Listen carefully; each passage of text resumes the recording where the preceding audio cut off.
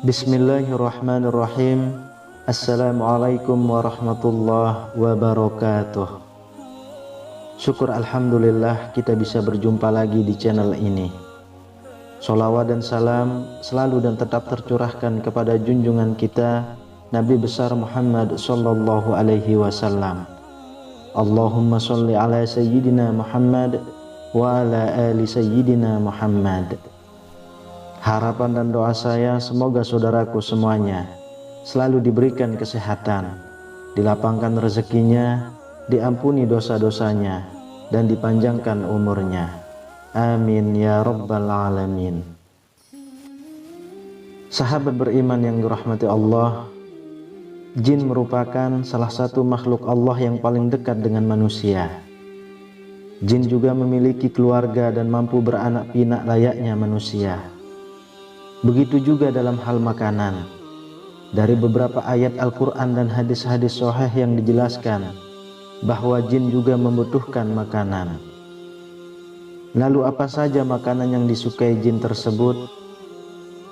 Yang pertama adalah darah. Jin sangat menyukai darah, baik itu darah dari binatang yang disembelih dengan tidak menyebut nama Allah, maupun darah manusia yang disebabkan karena luka dan tidak menyebut nama Allah di saat luka tersebut terjadi. Selain itu, darah haid dari kaum wanita juga sangat disukai oleh jin. Oleh karenanya, apabila wanita sedang haid, sangat dianjurkan untuk tidak membuang pembalut sembarangan, karena darah yang menempel pada pembalut bisa menjadi makanan dari para jin. Sehingga yang terjadi adalah munculnya rasa suka dari jin kepada manusia, terutama adalah kaum wanita.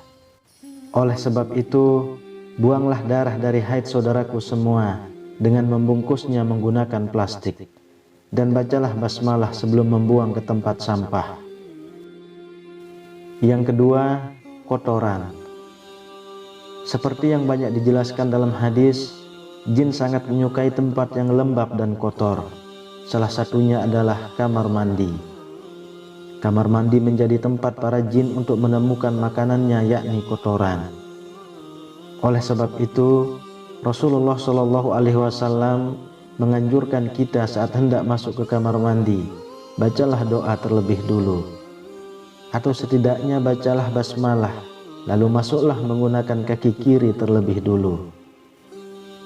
Dari Abu Sa'id Al-Khudri radhiyallahu anhu berkata bahwa Rasulullah Shallallahu Alaihi Wasallam pernah bersabda, tabir antara pandangan mata jin dengan aurat Bani Adam atau manusia adalah apabila seseorang melepas pakaiannya dia membaca bismillah. Hadis riwayat Ibnu Adi dan At-Tabrani. Begitu juga yang pernah diriwayatkan dari Abdullah bin Mas'ud radhiyallahu anhu. Rasulullah Shallallahu Alaihi Wasallam pernah bersabda, janganlah kalian beristinja atau membersihkan kotoran pada dubur dengan kotoran, dan jangan pula dengan tulang, karena keduanya merupakan bekal bagi saudara kalian dari kalangan jin. Hadis riwayat Tirmizi. Oleh sebab itu, usahakan setiap kali kita hendak masuk ke kamar mandi, setidaknya kita membaca basmalah, supaya aurat kita tidak terlihat oleh para jin yang menghuni kamar mandi. Lalu yang ketiga, tulang. Jin juga sangat menyukai tulang sisa dari makanan kita. Oleh karena itu, apabila kita selesai makan daging atau ikan yang bertulang, sebaiknya tulang dari makanan tersebut langsung kita buang ke tempat sampah. Dan hindari untuk membiarkan tulang tersebut berada di piring kita terlalu lama, karena hal tersebut bisa mengundang jin untuk dapat menyantap makanan bersama kita. Dari Abu Hurairah radhiyallahu anhu, beliau pernah bercerita bahwasanya ia pernah membawakan pada Nabi Shallallahu Alaihi Wasallam wadah berisi air wudhu dan untuk beristinja beliau. Ketika membawanya, Nabi Shallallahu Alaihi Wasallam bertanya, siapa ini? Lalu dijawab, saya Abu Hurairah. Kemudian Nabi Shallallahu Alaihi Wasallam meminta, carikan beberapa buah batu untuk kugunakan bersuci.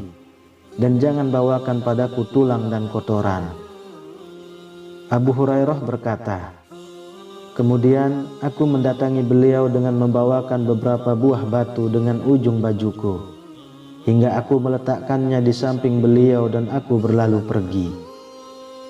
Kemudian beliau selesai buang hajat. Aku pun menghampiri beliau dan bertanya, ada apa dengan tulang dan kotoran? Beliau bersabda, tulang dan kotoran merupakan makanan jin. Keduanya termasuk makanan jin.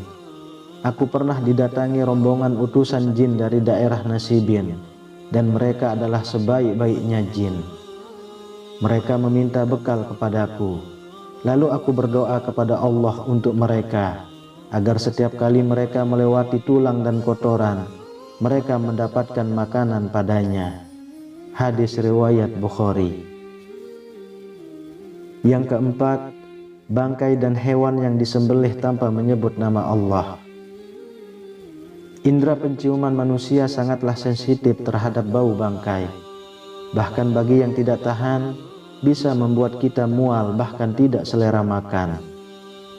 Namun anehnya, bangkai justru menjadi makanan favorit para jin, apalagi hewan yang disembelih dengan tidak menyebut nama Allah.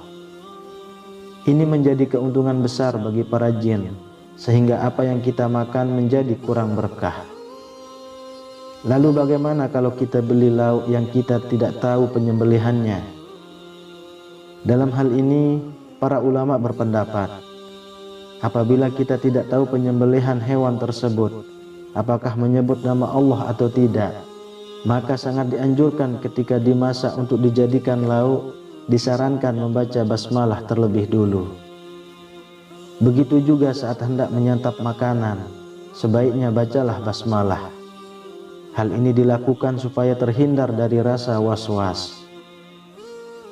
Karena kita semua tahu, setan akan selalu meniupkan kepada hati kita rasa was-was akan suatu hal.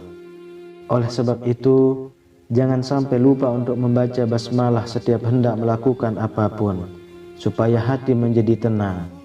Dan insya Allah, kita akan dilindungi Allah Subhanahu wa Ta'ala dari segala keburukan. Yang kelima, makanan yang dimakan dengan tangan kiri. Dari Ibnu Umar ia berkata bahwa Rasulullah Shallallahu Alaihi Wasallam pernah bersabda, jika salah seorang di antara kalian makan, makanlah dengan tangan kanannya. Ketika minum, minumlah dengan tangan kanan, karena setan itu makan dan minum dengan tangan kirinya. Hadis riwayat Muslim. Lalu bagaimana dengan orang yang kidal? Dalam hal ini tentu ada pengecualian. Allah tidak menciptakan suatu hamba melainkan karena ada kebaikan di dalamnya. Oleh sebab itu, bagi saudaraku yang kidal, tidak perlu merasa rendah diri atau bahkan menyalahkan ketetapan Allah. Dan insya Allah, hadis tersebut kurang berlaku diterapkan kepada saudaraku yang memang lebih aktif menggunakan tangan kiri dibanding tangan kanan. Kemudian yang keenam, makanan yang dimakan tidak menyebut nama Allah. Setiap makanan yang tidak disebutkan nama Allah saat hendak memakannya bisa dikatakan sangat disukai jin.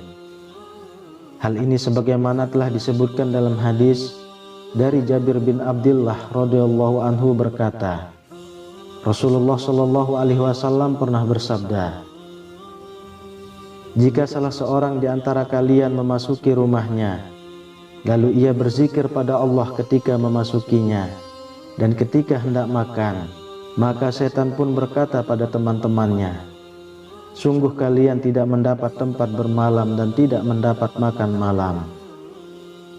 Namun ketika seseorang memasuki rumah dan tidak berzikir pada Allah, setan pun berkata pada teman-temannya, akhirnya kalian mendapatkan tempat bermalam. Jika ia tidak menyebut nama Allah ketika makan, setan pun berkata pada teman-temannya, kalian akhirnya mendapat tempat bermalam dan makan malam. Hadis riwayat Muslim.